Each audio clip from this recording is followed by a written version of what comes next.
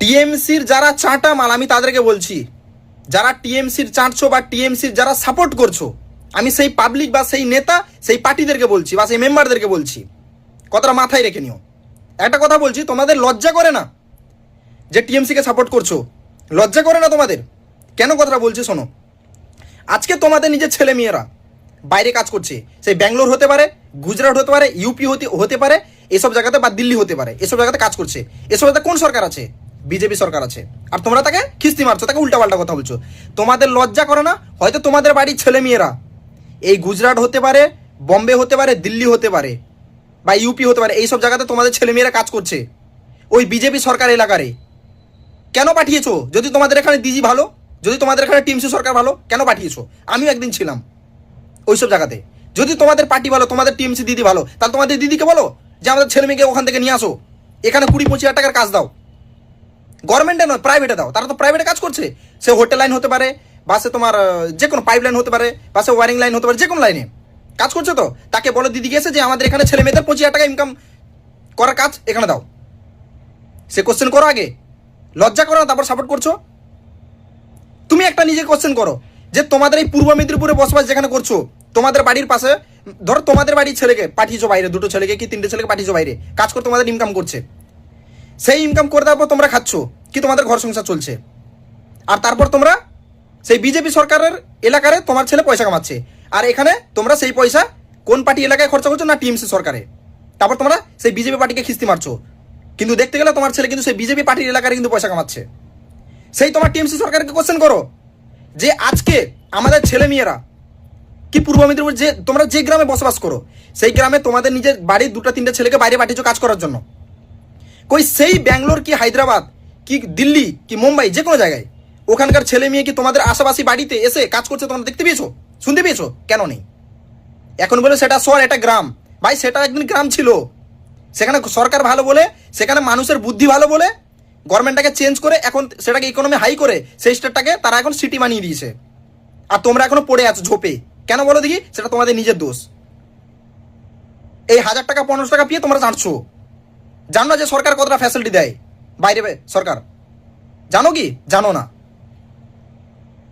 আগে জেনে ইনফরমেশন নিয়ে তারপর কথা বলতে আসো।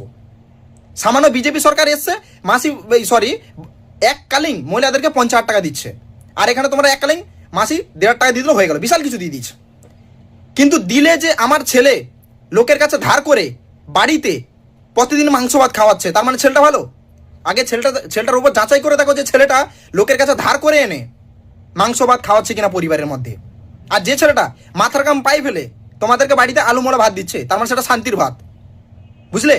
আর টিএমসি সরকার রিজার্ভ ব্যাংকের উপরে দিনের পর দিন ঋণ করে তোমাদের লক্ষ্মীর ভান্ডার, এ ভান্ডার ও ভান্ডার দিচ্ছে, আর এখান থেকে মানে দেশ থেকে কোনো ইনকাম করতে পারছে না পশ্চিমবঙ্গ থেকে। কেন? নাই কোম্পানিদেরকে লাদমের ভাগিয়ে দিয়েছো। তো কোথা থেকে ইনকাম পাবে? আগে শিক্ষিত হও, জানো, বোঝো। এখন বলবে তোমাদের বিজেপি সরকার কি দিয়েছে, আরে হাতে এলো তো তখন পাবে।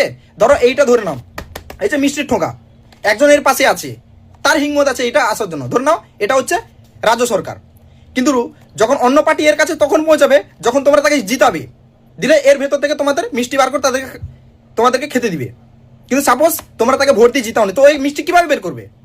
ঠিক এইরকম পার্টিকে তোমরা কমসে কম তাদেরকে ক্ষমতায় আনো, দিলে তারপর তোমরা ফ্যাসিলিটিটা পাবে। উড়িষ্যাতে কি হচ্ছে তোমরা দেখতে পাচ্ছ? আমাদের পাশেরই তো স্টেট, হায়দ্রাবাদ, ব্যাঙ্গালোর, দিল্লি, চেন্নাই, সব স্টেট আগে চলে গেছে। ভাই আমরাও তো একদিন বাইরে ছিলাম। আজকে পশ্চিমবঙ্গ কি অবস্থা হয়েছে দেখেছো? একটা কোম্পানি নেই। কটা কোম্পানি আছে পশ্চিমবঙ্গে বলো? সব শিফট হয়ে গেছে, সব পালিয়ে গেছে। বম্বেতে, মুম্বাইতে, দিল্লিতে সব পালিয়ে গেছে।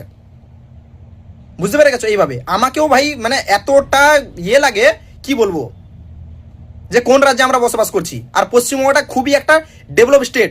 কেন না? পশ্চিমবঙ্গতে সব কিছু ফ্যাসিলিটি আছে, বিজনেস করার জন্য সব কিছু ফ্যাসিলিটি আছে। জানো যে স্টেটে বন্দর থাকে না, বন্দরগাঁও যে স্টেটে থাকে, সেই স্টেট ইকোনমি থেকে প্রচুর হাই থাকে। আমাদের পূর্ব মেদিনীপুরে হলদিয়া বন্দর আছে, তারপর আজকে স্টেটের কি হাল দেখো। শুধু আমাদের গভর্নমেন্টের প্রবলেম, আর তাকে তোমরা সাপোর্ট করছো জানো। তাহলে বাড়িতে ছেলে মেয়েরা তোমাদেরকে বলছে মা এই পার্টিকে না এই পার্টিকে সাপোর্ট করো, বিজেপিকে সাপোর্ট করবে, কি তাকে ভোট দিয়ে আনো, তারপর সরকার চেঞ্জ করো। না, ছেলে পয়সা পাঠাচ্ছে তার কথা শোনা দরকার নেই, নিজে যেটা বলছে সেটা ঠিক। তাহলে ছেলে মেয়েকে পড়াশোনার দরকার কি? বাড়িতে ফেলে রাখো। বাইরে পাঠানোর দরকার নেই। বাইরে গিয়ে নলেজ মানে কালচার নিয়ে তারপর তোমাদেরকে যখন বলছে, তোমরা তার কথা হাওয়াতে উড়িয়ে দিচ্ছ, তার কথা কোনো ভ্যালু নেই, কোনো দাম নেই। তোমরা যেটা বলছো সেটাই ঠিক। তাহলে বাইরে গিয়ে না গফে তেল দিয়ে বাড়িতে না শুয়ে একবার টিকিট কেটে 2,000 টাকা খরচা করে বাইরে গিয়ে দেখে আসো যে সেখানকার গ্রামের পরিস্থিতি আর তোমাদের গ্রামের পরিস্থিতি। সেখানে এতটা হাই করে দিয়েছে না, তোমরা নিজেরা ভাবো, নিজেদেরকে কোশ্চেন করো যে 10 বছর আগে এই আমাদের পূর্ব মেদিনীপুরের রামনগর হোক, কাঁথি হোক, এসব যে কী ছিল, এগুলো ঠিক গ্রাম ছিল, এখানেও ঠিক চাষবাস হতো নাকি, মাঠ ফাট সব ছিল। এখন সেইটাকে শহর হয়ে গেছে, সিটি হয়ে গেছে, কিন্তু সেখানে তার আগে হয়ে গেছে এসব কিছু। আর আমাদের এখানে এখন মধ্যে কিছু হয়নি, গ্রামকে গ্রামই থেকে গেছে, এখন মধ্যে সিটি হয়নি। বুঝতে পেরে গেছো? এটাই হচ্ছে পার্থক্য। রাস্তাঘাটই ঠিক নেই, সিটি কিসের করবে এরা? চোরগুলা বসে আছে একটা। আর বলতে গেলে খুবই খারাপ কি, একটা রাস্তা যেখানে 10,000 টাকা খরচা হয়েছে সেখানে ব্যানার লাগিয়ে দিচ্ছি কি 50,000 টাকা। একটা রাস্তা যেখানে 100 মিটার হয়েছে সেখানে বলছে কি না 2 কিলোমিটার হয়ে গেছে, 100 মিটারকে 2 কিলোমিটার লিখে দিয়েছে। যেখানে 1 লাখ টাকা খরচা হলো সেখানে লিখেছে 10 কোটি টাকা, 2 কোটি টাকা খরচা হয়ে গেছে। এইভাবে সব লিখছে। আর এগুলো যখন তুমি বলতে যাচ্ছ, প্রতিবাদ করছো, তখন হয়ে যাচ্ছ তুমি খারাপ। বুঝতে পেরে গেছো? মানে চোরকে চোর বলা যাবে না, চিটিংবাজকে চিটিংবাজ বলা যাবে না। এরা এতটা অসভ্য এই টিমটা।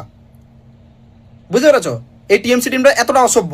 চোরকে চোর বলা যাবে না, ডাকাতকে ডাকাত বলা যাবে না, মানে সত্যি কথা কোনোদিন বলা যাবে না এদের সামনে। যতবার মিথ্যা কথা বলে এর পার্টির নামে তারিফ করো যত খুশি, লজ্জা করো না?